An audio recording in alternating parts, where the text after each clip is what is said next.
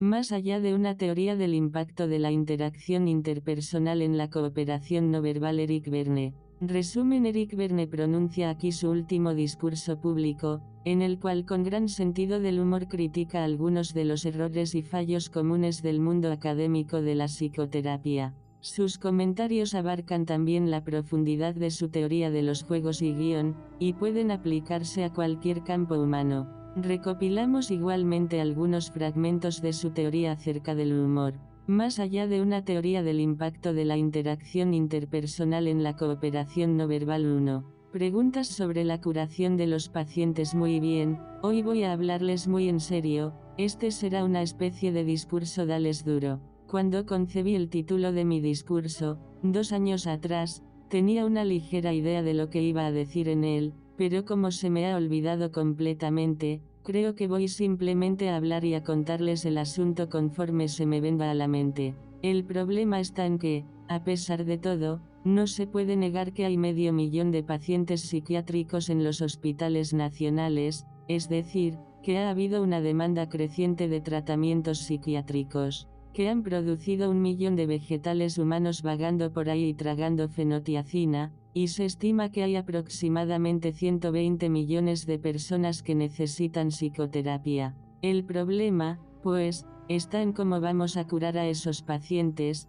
que es el tema del que les voy a hablar. Y en este campo tengo algunas preguntas que hacer. Por ejemplo, ¿a cuántos pacientes que se han curado conocen ustedes? ¿Han curado alguna vez a un delincuente juvenil a través de la psicoterapia? ¿A cuántos? ¿Alguna vez alguien ha curado a un esquizofrénico? Y si no es así, ¿por qué? La cosa básica de la que quiero hablar es de los psicoterapeutas, que, como los jugadores de póker, son ganadores o perdedores. Si uno tiene permiso otorgado por sus padres para ganar, puede que cure a pacientes, aunque en ese caso puede que entonces uno no se dedique a la psiquiatría, sino que se haga cirujano o médico de verdad de alguna especialidad. Quizás la razón por la que las personas se hacen psiquiatras es precisamente porque no se les exige que hagan demasiado, salvo quizá dar algunas conferencias académicas para explicar que no pueden hacer demasiado. 2. Crítica de algunos aspectos de las ciencias sociales. La analogía con el póker está,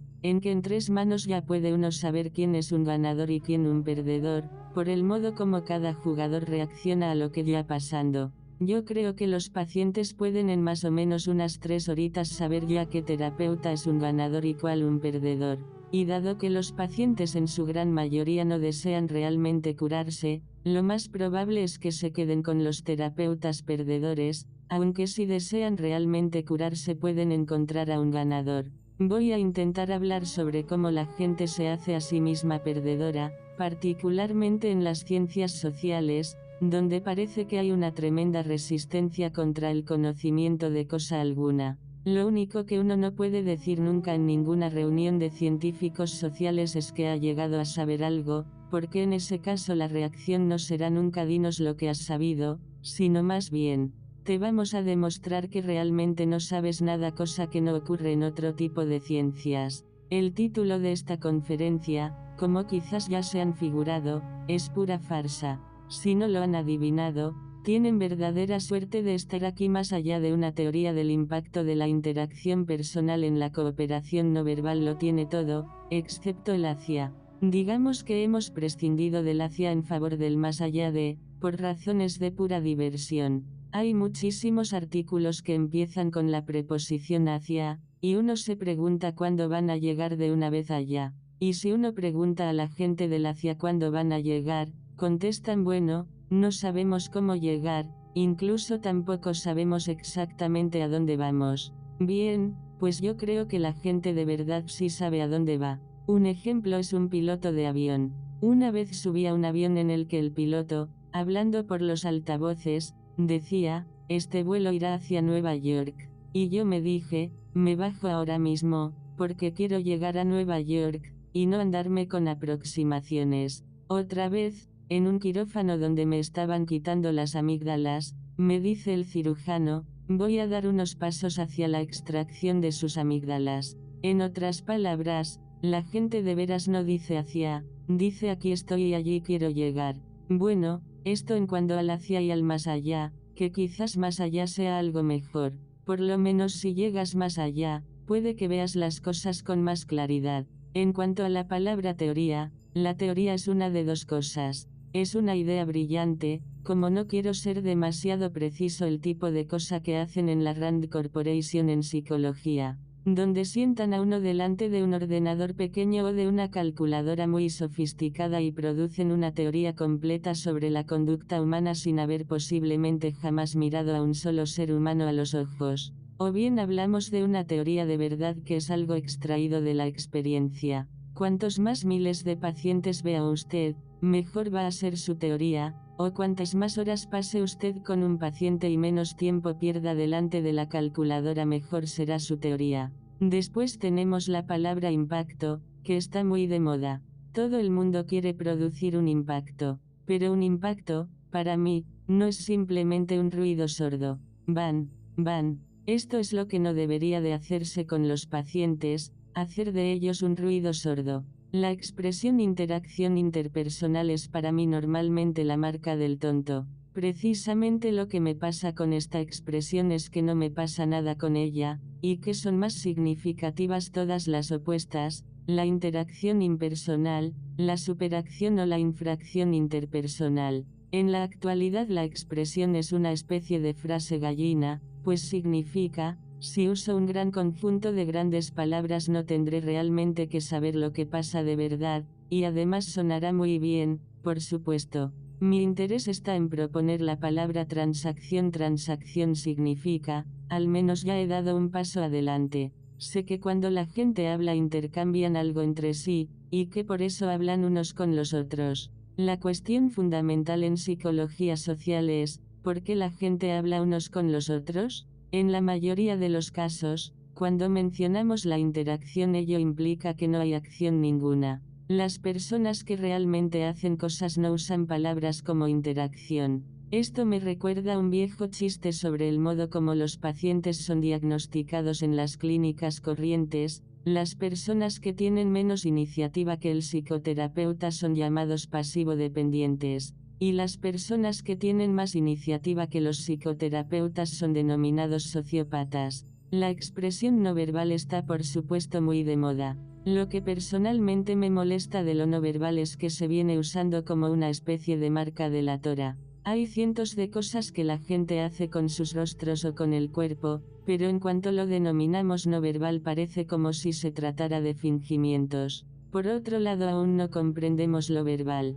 Hay muchísimo trabajo por hacer en el campo de la actividad verbal, así que no se sientan desanimados si no consiguen ser uno más entre la masa no verbal. Cooperación normalmente significa hablar como a mí me da la gana. Recuerdo un ejemplo muy interesante sobre esto. Una mañana me sentía muy bien, y entrando en la sala de terapia de grupo en el hospital, me topé con una torre hecha de mesas apiladas frente a mí. En lugar de sortearias di un salto por encima de ellas, y a los pacientes les hizo mucha gracia. Me pareció una cosa buena y así se lo dije. Más tarde en la sesión, un hombre comentó: yo nunca tengo sentimientos, nunca me enfado. Aquel tipo había estado en muchas terapias grupales, así que pasados unos instantes le pregunté: hace un rato, parecía usted reírse y sentirse bien. ¿No es eso un sentimiento? Y se quedó muy sorprendido porque jamás se le había ocurrido que sentirse bien era también un sentimiento.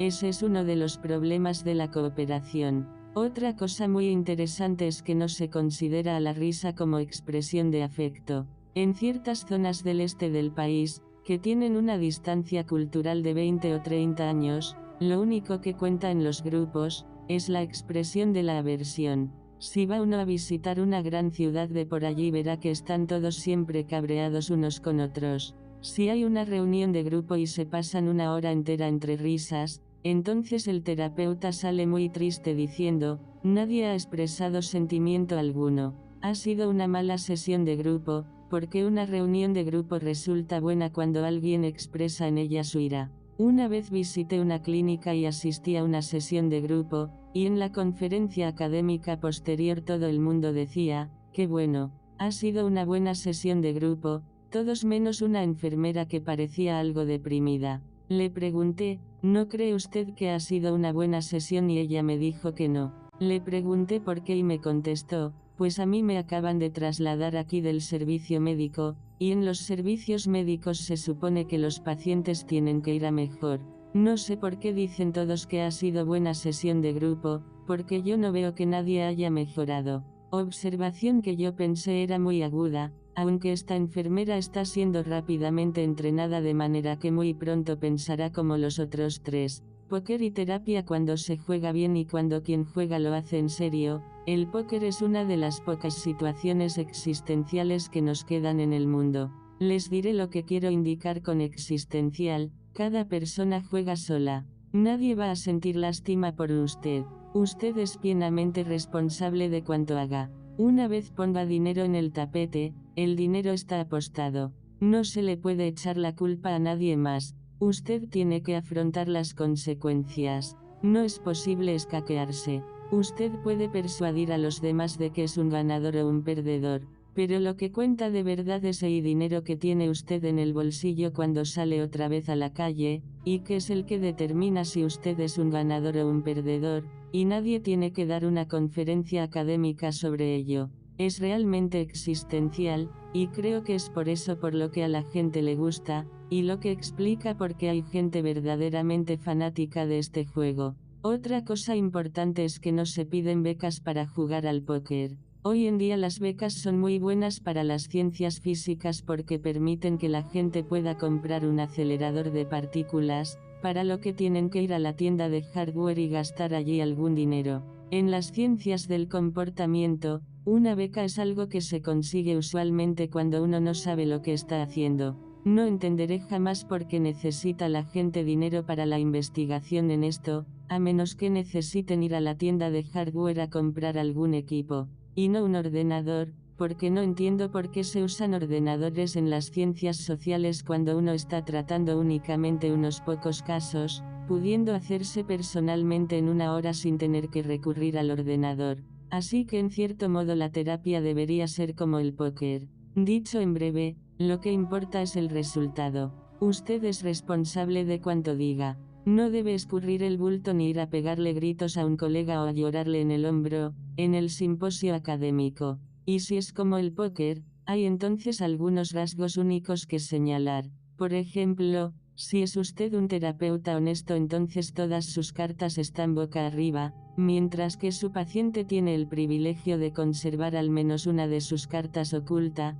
de modo que está usted en desventaja. Por supuesto que a usted se le considera un profesional y al paciente un amateur, por eso se le permite a este esa ventaja. Y otra cosa de la terapia es que el paciente tiene siempre el comodín. En otras palabras, no importa lo bien que esté yendo todo, lo bien que se entiendan ustedes, el paciente tiene siempre algo que puede cambiar por completo las tornas y usted no puede hacer nada para evitarlo. Puede usted tener la más bella situación terapéutica del mundo, que si el paciente echa mano a su bolsillo y saca su comodín destruirá todo el tratamiento a uno de ustedes dos. No hay acias en el póker. Puede usted ganar o perder. Su teoría se tiene que basar en cosas prácticas. Todas las teorías de sillón, como la teoría del ritmo, no funcionan en el póker. No hay realmente ningún ritmo en él. A cada mano tiene uno que saber lo que está pasando. Además, en el póker nadie termina la velada comentando: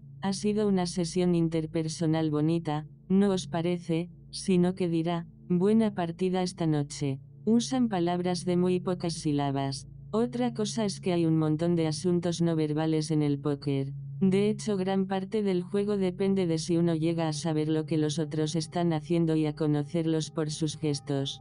Puede ser que en el juego las grandes palabras en realidad oculten lo que está pasando entre los jugadores. Ya que hemos metido al póker en todo esto, voy a decir algo más acerca de él. ¿Cómo se gana en el póker? En primer lugar, es un juego de habilidad y no de azar, en el que se reparten cartas, y si usted pierde una mano no es mala suerte, sino torpeza por su parte. No tenía usted que haber ido a esa mano, si es que usted la ha perdido. O sea que es pura habilidad. Y lo mismo pasa, creo, en la psicoterapia. Si la terapia no resulta bien, usted no tenía que haber participado en ella o bien las cartas no eran las correctas, de modo que debiera usted haber esperado un poquito más o haber hecho alguna otra cosa. Hay un montón de terapias que no son científicas y la gente habla de ellas como si fueran cuestión de suerte. Este tipo de personas mantienen lo que llaman encuentros de grupo. Esto que digo puede que hiera un poco sus sentimientos.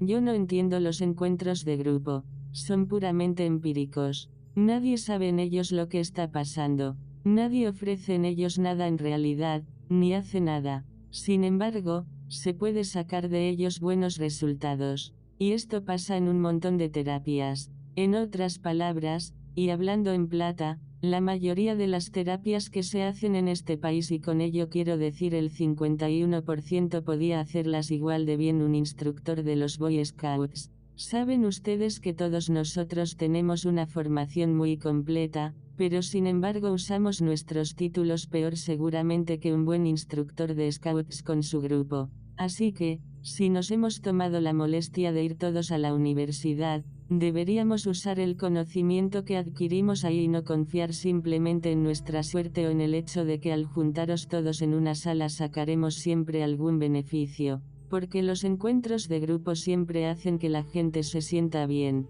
Esto me lleva a otro nombre que se le da a los encuentros de grupo, que es el de grupos sensibles. Mi definición de un grupo sensible es la de un grupo donde gente sensible va a que hieran sus sentimientos, y no estoy seguro de que eso sea del todo bueno para ellos. Otra cosa del póker es que uno tiene que saber para qué está uno aquí. Usted está aquí para ganar dinero, para eso únicamente está usted. Y si usted no está en la partida para ganar dinero, entonces no se lo va a pasar bien, ni lo van a pasar bien los demás con quienes juega. Después, tiene usted que saber ciertos hechos. Usted debe conocer las reglas del juego.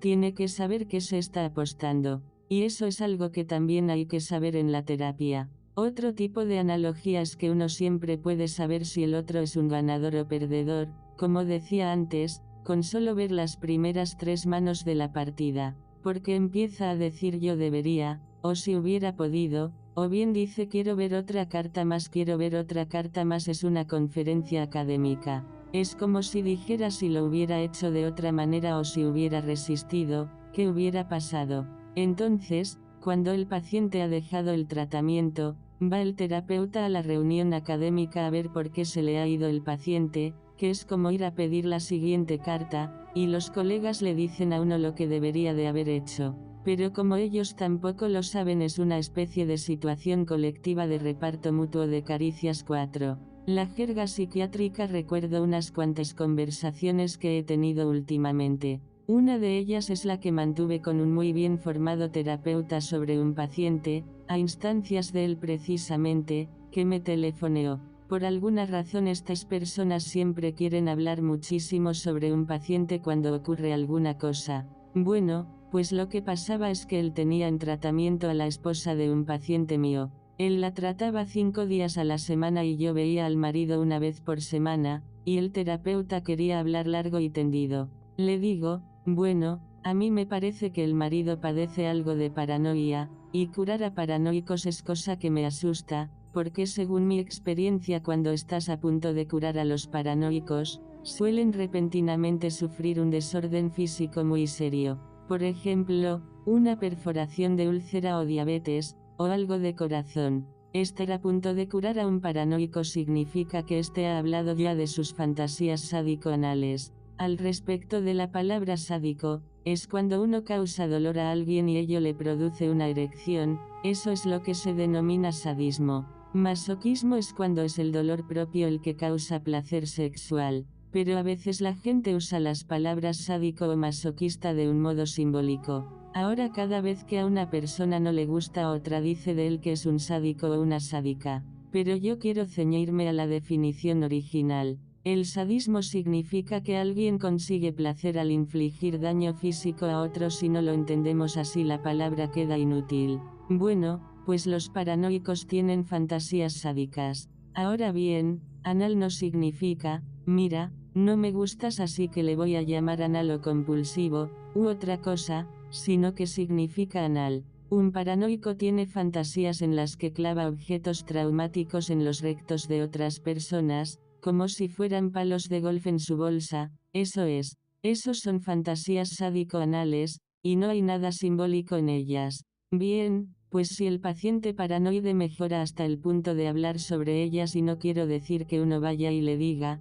venga, hombre, comparte conmigo tus fantasías sádico-anales, sino que la relación, o la transferencia o lo que sea que esté pasando sea suficientemente bueno como para que él quiera contar esas fantasías, es señal de que está prácticamente preparado para abandonarlas y para empezar a vivir dignamente. Y justo en ese punto, según mi experiencia, a menudo sufre una enfermedad física, súbitamente. No hay nada más súbito que una perforación gástrica, por ejemplo. Así que le digo a este psicoterapeuta, siempre que he intentado curar a paranoicos, y él me responde, o si no se trata de curarlos, se trata de que se sientan bien o de que les hagamos sentirse bien, que puedan vivir con ello. Respuesta que pensé era bastante típica en la actitud común de los terapeutas, que se supone que no tienen que curar a nadie. A otro psicoterapeuta intensivo le digo un día, acabo de empezar a tratar al hermano de una paciente tuya a la que tratas desde hace 5 años, tienes que saber mucho del caso. ¿Cuándo va a ponerse ella mejor? Y me contesta, no tengo prisa ninguna. Y ahí está una mujer con 3 niños pequeños, y su terapeuta que no tiene prisa ninguna. Bueno, pues yo sí tengo prisa por curar a la gente, y no me interesa nada el progreso. El progreso es como el intento. Cuando un paciente dice voy a intentar dejar de beber, tú sabes que no va a dejar de beber, así es de claro. El progreso pues, no sirve para nada. Para que el paciente se cure hay que ganar la partida, no progresar en ella. Y aquí sí tengo que decir algo realmente sucio de la terapia psicoanalítica. Por supuesto, todo el mundo sabe que hay dos cosas bien distintas, una llamada psicoanálisis y otra llamada terapia psicoanalítica. Por supuesto todo el mundo en el Instituto Psicoanalítico sabe, y muchos otros están de acuerdo en ello, que la de verdad es el psicoanálisis.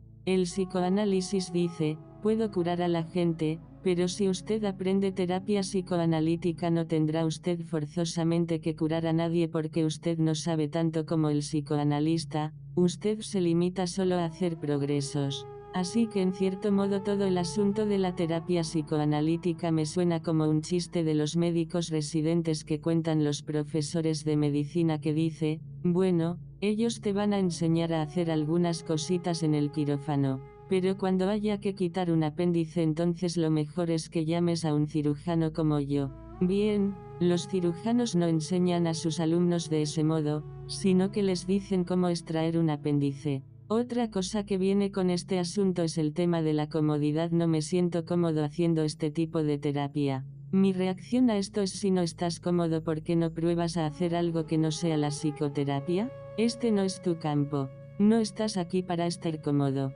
Estás aquí para curar pacientes. Y la analogía está en que, si uno es un residente de cirugía que le dice al cirujano jefe, no estoy cómodo en el quirófano con estos guantes puestos, el cirujano jefe no le dirá, desde luego no podemos consentir que nuestros residentes estén incómodos, así que venga usted como quiera, no tiene ni que ponerse la bata, sino que dirá: si no está usted cómodo haciendo las cosas como debe, pruebe usted en otra especialidad, por ejemplo en psiquiatría. Otra frase típica es: nadie puede ayudar a nadie, cada uno tiene que ayudarse a sí mismo. Esto es pura memez. La gente que trabaja en organizaciones no tiene realmente que hacer nada mientras respete las reglas de la organización y juegue su juego, y no cure a demasiados pacientes. Esto realmente les pone negros a las personas en esas organizaciones. Literalmente te despiden, como sabemos por experiencia. Pero si usted está en la medicina privada y le están pagando buenos honorarios por hacer psicoterapia, tiene usted que producir. No se puede sentar al lado de una persona cabal y decirle, yo no le puedo ayudar.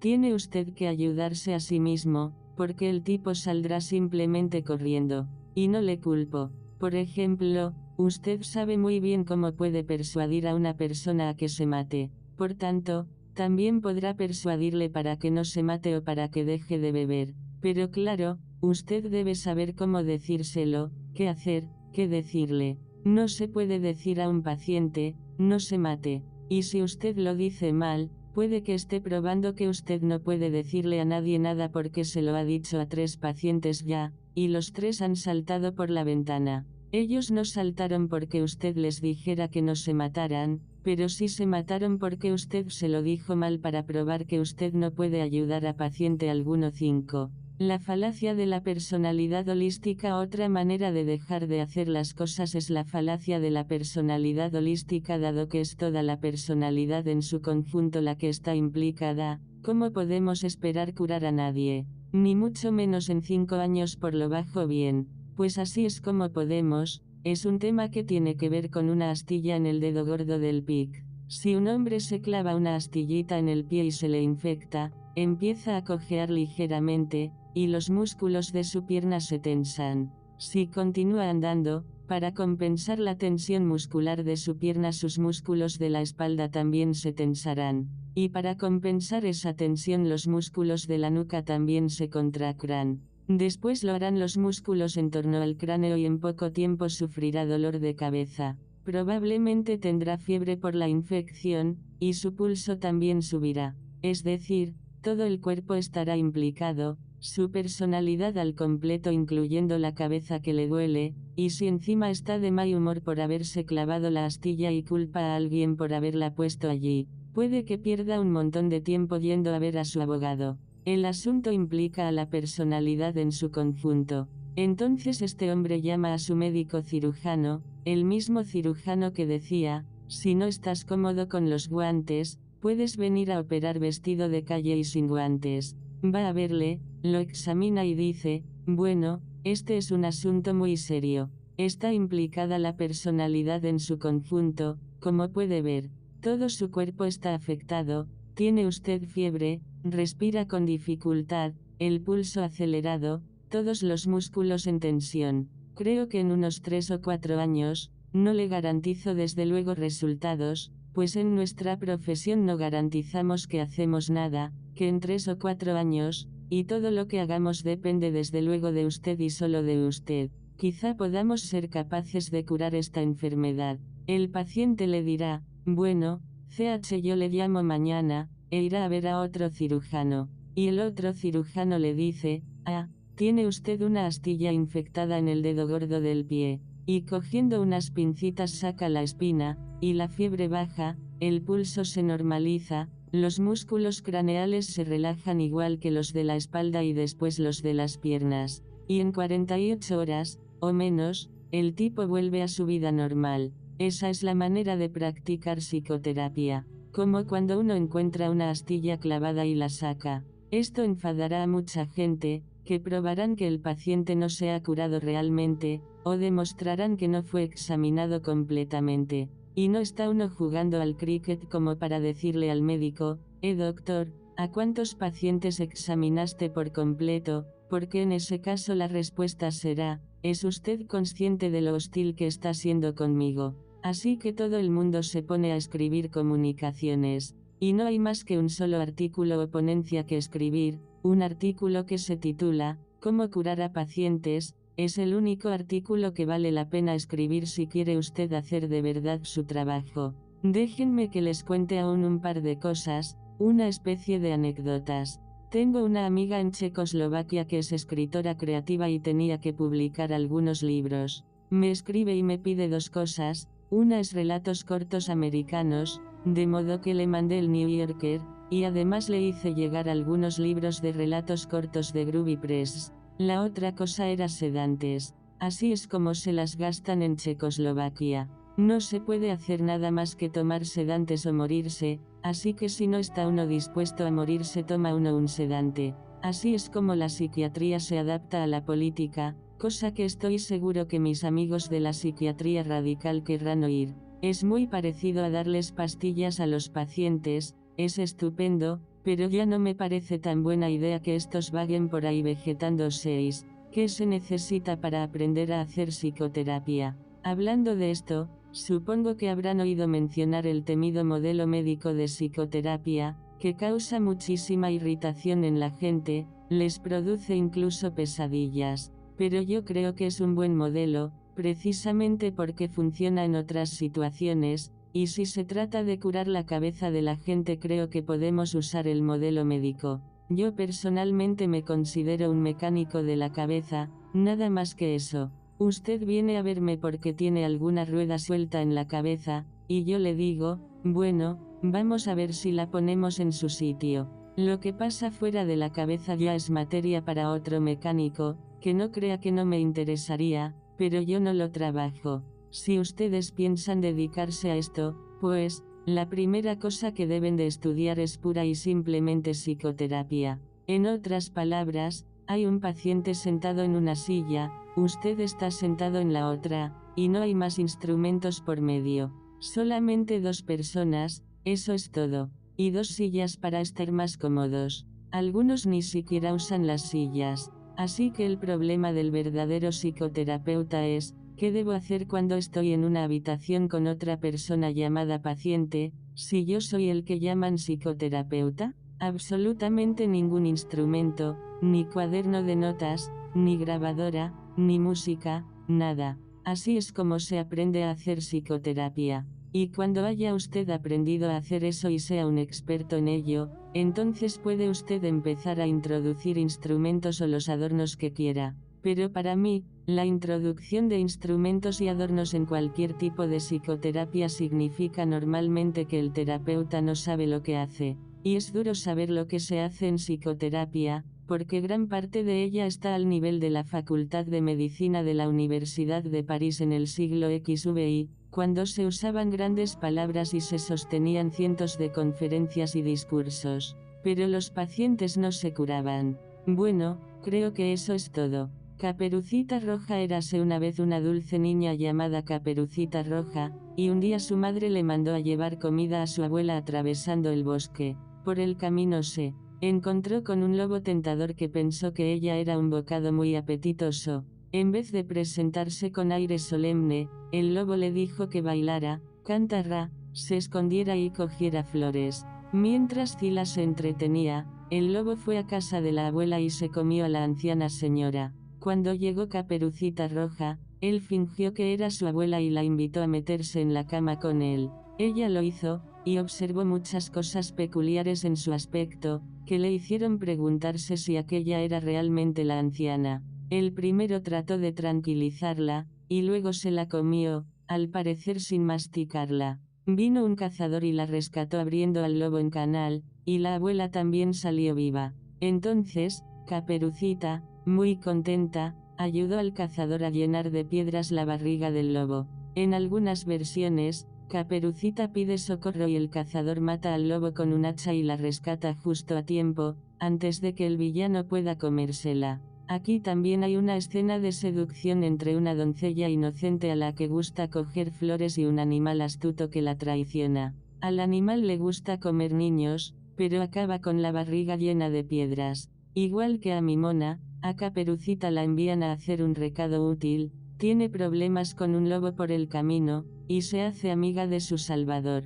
Para un marciano, esta historia suscita preguntas interesantes. Él la toma en sentido literal, incluido el lobo que habla, aunque nunca haya visto ninguno. Pero, dado que ocurre, se pregunta por qué pasa todo eso y a qué clase de gente le pasa. He aquí sus pensamientos sobre la cuestión. Una reacción marciana. Un día, la madre de Caperucita la envió a llevar comida a su abuela pasando por el bosque, y por el camino, una niña se encontró con un lobo. ¿Qué clase de madre envía a una niña a un bosque donde hay lobos? ¿Por qué no lo hizo la propia madre, o por qué no fue con Caperucita? Si la abuela estaba tan imposibilitada, ¿por qué la madre la dejaba vivir sola en una cabaña tan lejos? Pero, si tenía que ir Caperucita, ¿cómo es que su madre nunca le había advertido que no se detuviera a hablar con los lobos? En el cuento queda claro que a Caperucita nunca le habían dicho que aquello fuera peligroso. En realidad, ninguna madre podía ser tan estúpida, o sea que parece como la madre no le importara mucho lo que pudiera pasarle a Caperucita, o quizás incluso quisiera deshacerse de ella. Y tampoco hay ninguna niña tan estúpida. ¿Cómo podía Caperucita mirar los ojos, las orejas, las manos y los dientes del lobo y seguir creyendo que era su abuela? ¿por qué no salió de allí lo más rápidamente que pudo? Y, además, vaya una niña mezquina, recogiendo piedras para meterlas en la barriga del lobo. De todos modos, cualquier niña sincera, después de hablar con el lobo, indudablemente no se habría parado a coger flores, sino que se habría dicho: ese hijo de perra va a comerse a mi abuela si no consigo ayuda deprisa. Ni siquiera la abuela y el cazador están libres de sospecha. Si ahora tratamos a los personajes de esta historia como a personas reales, cada una con su propio guión, veremos cómo se enredan sus personalidades de forma evidente, desde el punto de vista marciano 1. Evidentemente, la madre está tratando de perder a su hija accidentalmente, o por lo menos quiere acabar diciendo: es terrible. Hoy en día no puedes siquiera pasear por el parque sin que algún lobo, etc. El lobo, en vez de así, obviamente está excediéndose, y debe saber que por ese camino acabará mal, o sea que debe de querer crearse problemas. Evidentemente leyó a Nietzsche o a alguien parecido cuando era joven. Si podía hablar y ponerse un gorro, ¿por qué no habría de ser capaz de leer? Y su lema era algo así como vivir peligrosamente y morir gloriosamente. La abuela vive sola y no cierra su puerta con pestillo, o sea que tal vez esté esperando que pase algo interesante, algo que no podría pasar si ella viviera con su familia. Quizás por eso no se trasladó a vivir con ellos, o por lo menos en una casa próxima. Probablemente era lo bastante joven como para desear aventuras, ya que Caperucita todavía era una niña pequeña 4. El cazador es obviamente un libertador que disfruta manipulando a sus enemigos vencidos y ayudando a dulces niñas. Claramente se trata de un guión de adolescente. Caperucita dice al lobo muy explícitamente dónde puede volver a verla, e incluso se mete en la cama con él. Evidentemente está jugando al rapto, y acaba muy contenta de todo lo que ha pasado. La verdad es que todos los personajes del cuento buscan acción a casi cualquier precio. Si se toma en sentido el saldo final, todo este asunto era una maquinación contra el pobre lobo, por la que se le hacía creer que era más listo que nadie, utilizando a Caperucita de cebo. En ese caso, la moraleja de la historia no es que las niñas inocentes deberían apartarse de los bosques donde hay lobos, sino que los lobos deberían apartarse de las niñas inocentes y de sus abuelas. En resumen, un lobo no debería pasear solo por el bosque. Esto, además, suscita la interesante pregunta de qué hizo la madre aquel día después de librarse de Caperucita. Más allá de una teoría del impacto de la interacción interpersonal, elección de palabras. El subjuntivo. El subjuntivo, o, como se le llama familiarmente, el subjuntivo de Berkeley comprende 3 puntos. Primero, las expresiones sí o sí al menos. Segundo, el uso de subjuntivos o condicionales como haría, debería, pudiera, y tercero, las palabras de no compromiso como vacía. El subjuntivo de Berkeley se cultiva sobre todo en los campus universitarios. La expresión clásica es: debería hacerlo, y lo haría si pudiera, pero hay variantes como esta: si al menos ellos lo hicieran, yo podría, y creo que probablemente debería, pero, o esta: yo debería, y probablemente podría, pero entonces, ellos harían. Esta actitud de subjuntivo se formaliza en los títulos de libros, tesis, trabajos y deberes estudiantiles. Ejemplos corrientes son algunos factores implicados en igual a si al menos, o hacia una teoría de igual a lo haría si pudiera, y sé que debería. En el caso extremo, el título dice algunas observaciones introductorias referentes a factores implicados en la recolección de datos de cara a una teoría de título verdaderamente modesto, pues es evidente que pasarán unos 200 años antes de que propiamente dicha esté lista para publicarse. Es obvio que la madre de este hombre le dijo que no asomara la cabeza. Su siguiente trabajo probablemente será algunas observaciones intermedias referentes, etc. y luego algunas observaciones finales referentes, etc. Habiendo acabado ya con las observaciones,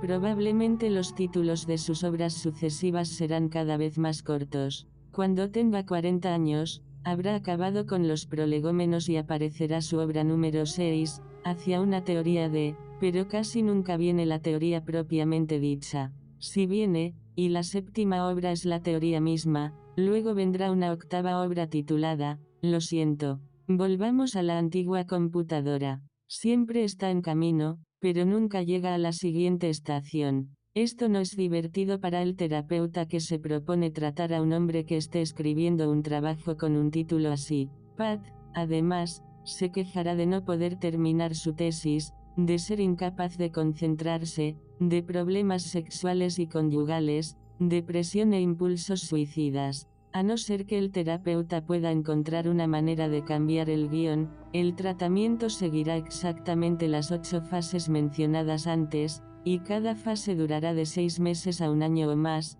y será el terapeuta quien escriba la obra final, la del lo siento, en vez del paciente. En lenguaje del guión, hacia significa no llegues ahí. Nadie pregunta ¿va este avión hacia Nueva York? Y muchas personas no querrían viajar con un piloto que dijera, sí, volamos hacia Nueva York, o va a Nueva York, o tomamos otro avión. Estructura de la frase, además de los subjetivistas hay otras personas que tienen prohibido acabar nada o ir al grano, o sea que, cuando hablan, desbordan por la boca. Sus frases están ensartadas con conjunciones, ayer estaba sentada en casa con mi marido y entonces, y entonces, a menudo la directriz es, no cuentes ningún secreto de familia, o sea que dan un rodeo y juegan con el secreto mientras pueden, sin revelarlo. Algunas personas, cuando hablan, tratan de equilibrarlo todo está ahí lo viendo, pero pronto saldrá el sol tengo dolor de cabeza, pero el estómago está mejor, no son muy simpáticos, pero en cambio parecen animados. La directriz en este caso parece ser, no mires nada demasiado cerca. El ejemplo más interesante de este tipo fue un hombre que era diabético desde que tenía 5 años, y al que habían enseñado a equilibrar su dicta con sumo cuidado. Cuando hablaba, sopesaba cada palabra con el mismo cuidado, y equilibraba cada una de sus oraciones con gran cautela y precisión. Estas precauciones hacían que fuera muy difícil escucharlo. Toda su vida había estado furiosa contra las restricciones injustas que se le habían impuesto a causa de la enfermedad, y su forma de hablar se volvía muy desequilibrada cuando se enfadaba. Las implicaciones de esto para la psicología de la diabetes deben esperar ulterior estudio. Otro tipo de estructura de la frase es el punto suspensivo, usando mucho y todo eso y etcétera. Bueno, fuimos al cine y todo eso, y entonces la besé y todo eso. Luego ella me robó la cartera y todo eso. Desgraciadamente esto a menudo oculta un profundo enojo contra la madre. Bueno, me gustaría decirle lo que pienso de ella, etcétera, que es etcétera. Lo que en realidad me gustaría es hacerla pedazos, etcétera. No hay más etcétera. Eso es el etcétera. La estructura de las frases ofrece un campo fascinante para el estudio. Beme, 1997. 364 a 366. Tipos de risa. Podemos decir que los analistas de guiones y sus grupos se divieren más que nadie, aunque se abstengan de reírse de las ejecuciones o cuando alguien se ensucia los pies. Hay varias clases de risa que tienen interés para el análisis de guiones. 1. Risas de guión A. G. Es la risita patema de la madre bruja o el padre ogro que está conduciendo a alguien, generalmente a su propio hijo, por el sendero fiorrido del escarnio y la derrota. ¿Cuánto has engordado?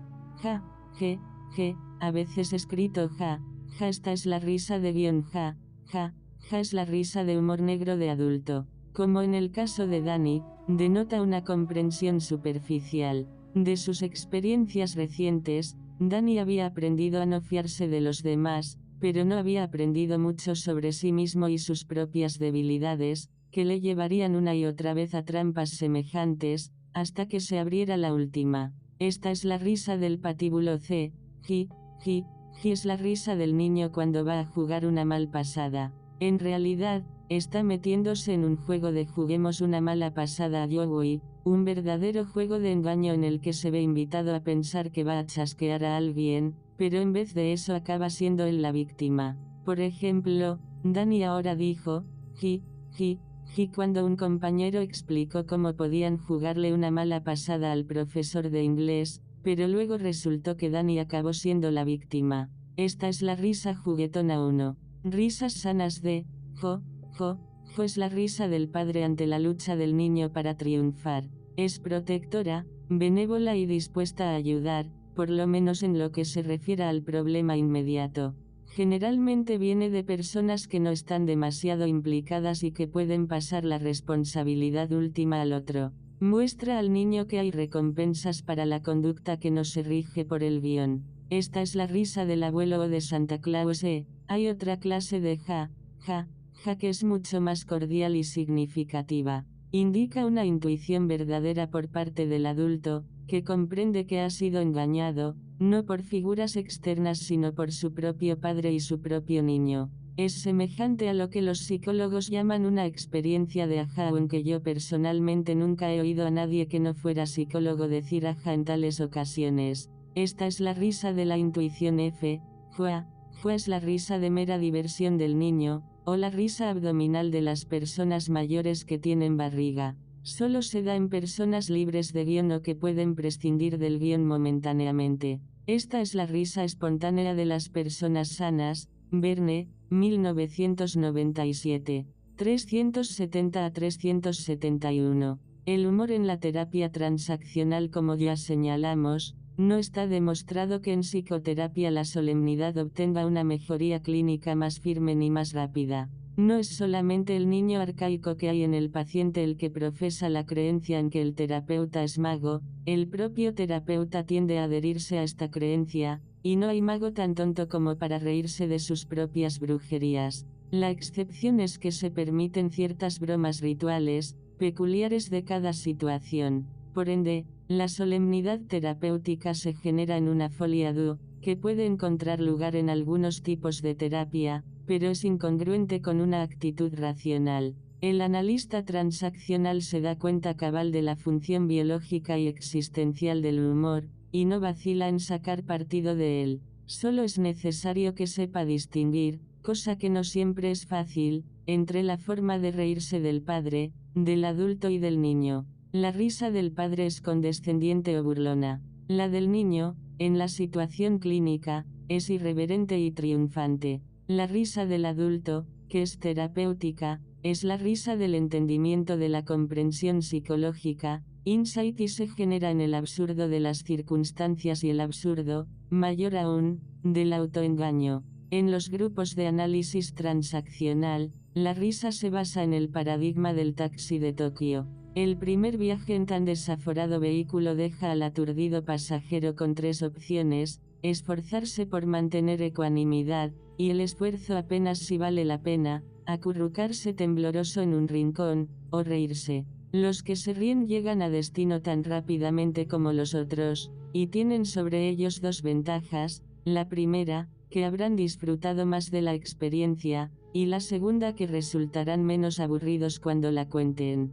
El terapeuta debe recordar que si bien la muerte es una tragedia, la vida es una comedia. Además, ni siquiera la propia muerte es siempre una tragedia tal, es posible que solo sean trágicos sus efectos sobre los demás. Lo curioso es que muchos pacientes invierten este principio dramático y tratan la vida como una tragedia, y la muerte como una comedia. El terapeuta que sigue su ejemplo participa, una vez más, en el folie à deux. Según los existencialistas, los seres humanos están continuamente en un aprieto, e incluso quienes se adhieren a otras filosofías deben admitir que durante buena parte del tiempo están en un aprieto. El valor biológico o de supervivencia del humor reside en su enfrentamiento sumario con los aprietos, con lo cual deja al individuo en libertad de ocuparse del asunto y vivir con tanta eficacia como le sea posible dadas las circunstancias. Como la mayor parte de los problemas psicógenos surge, al parecer, del autoengaño, el humor adulto ocupa un lugar de pleno derecho en la materia médica del psicoterapeuta. Verne, Eric, Introducción al tratamiento de grupo. Barcelona,